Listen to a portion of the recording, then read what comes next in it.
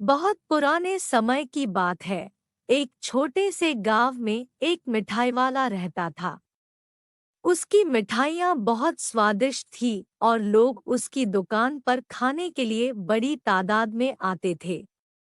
मिठाई वाले का नाम था रामू और वह एक लालची आदमी था। रामू की मिठाइयों की लालसा देखकर लोग उसे लालची मानते थे। वह दूसरों से ज्यादा पैसे कमाने की चाहत रखता था और अपनी मिठाइयों की दाम बहुत ज्यादा रखता था। लोग उसकी मिठाइयों के लालसे में इतने खो जाते थे कि वे अपनी जरूरत से ज्यादा मिठाई खरीद लेते थे। एक दिन गांव में एक दरिद्र व्यक्ति आया और रामू की मिठाइयाँ खाने के लिए पैसे नहीं थे।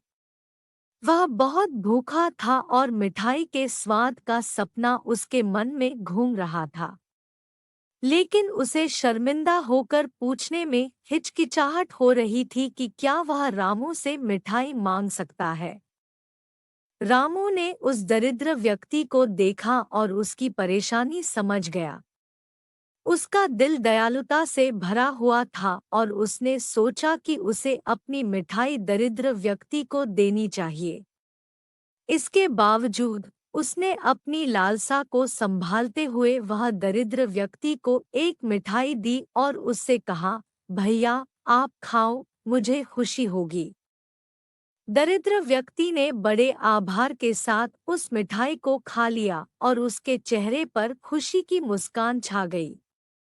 रामू को देखकर उसके दिल में भावुकता भर आई और वह अपने आप को बहुत खत्मी और लालची मानता था। उस दिन से रामू का दिल बदल गया। उसकी मिठाइयों के प्रति लालसा कम हो गई और वह दरिद्र व्यक्ति के साथ अधिक सम्मान से व्यवहार करने लगा।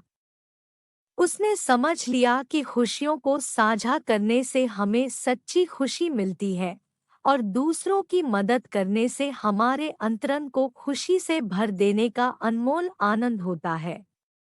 रामू ने समझ लिया कि असली धन और धनवान व्यक्ति होने का मतलब उसी व्यक्ति की खुशियों के लिए काम करना है जो उसके आसपास है और उन्हें मदद करने में नहीं।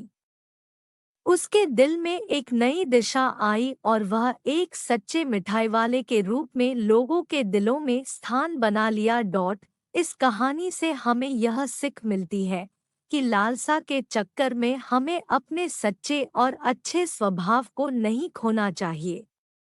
धन कमाने की हमारी चाह तो अच्छी है, लेकिन इसके साथ साथ हमें दूसरों की मदद करने की भी चाह होनी चाहिए ताकि हम सच्ची धनवान और धन्य हो सकें।